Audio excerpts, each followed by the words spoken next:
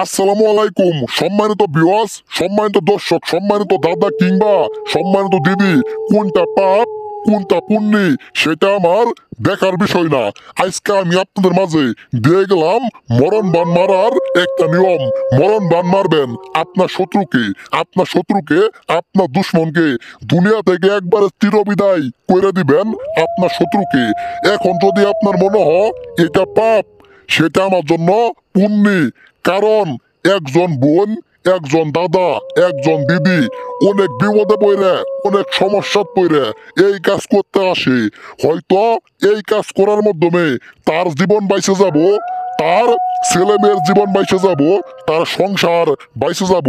কারণ সেই লোক তার শত্রু, তার ক্ষতি করার চেষ্টা করতেছে, আপনার ক্ষতি করার চেষ্টা করতেছে। সুযোগ পাইলে আপনার ক্ষতি করব, সুযোগ পাইলে আপনাকে মাইরে ফেলাবো। সেই সকল লোকেরে, সেই সকল দুশ্মনকে, সেই সকল শত্রুকে একবারে দুনিয়া থেকে চিরবিদায় করে দিবেন। সম্মানিত ভিউয়ার্স, নতুন চ্যানেল উপলক্ষে আপনাদের মাঝে আমি বেশি কথা বলবো না। কাজ করবেন আল্লাহর কসম, আল্লাহর কসম, খুদার কসম কাইতে বলে গেলাম 100-র মধ্যে 100% আপনি কাজের ফল পাবেন। আপনি কাজ করার আগে আপনি পাক পবিত্র হয়ে নেবেন, পাক পবিত্র হয়ে নেবেন। আপনার ঘরে 1 বোতল গোলাপ জল আপনি ছিটাই নেবেন, আপনার বিছনা সহ আপনার রুম আপনি পাক পবিত্র করবেন। করার পরে আজকের এই নকশাটা আমি যেভাবে আঁকাইছি ঠিক আমার মতো করেই আপনি আঁকাবেন।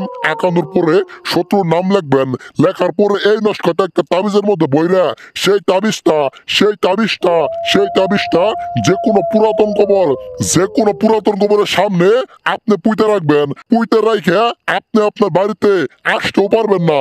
খবর শুনবেন আপনার শত্রু মারা গেছে, হঠাৎ করেই মারা গেছে। কিন্তু কাজটা অবশ্যই রাত 12টার পরে করবেন, রাত 12টার পরে করবেন, রাত 12টার পরে করবেন। কারণ দিনের বেলা কিংবা রাত 12টার আগে এই নকশা দিয়ে কাজ করলে কাজ হবো না। নকশাটা খুবই পাওয়ারফুল, একটাবার বিশ্বাস করে কাজ করেন, আল্লাহর কসম 100-র মধ্যে 100% ভাই বোন আপনার কাজ হবো। সবাই ভালো থাকবেন, চ্যানেলটা সাবস্ক্রাইব করে আপনারা আমার পাশে থাকবেন। আল্লাহ হাফেজ।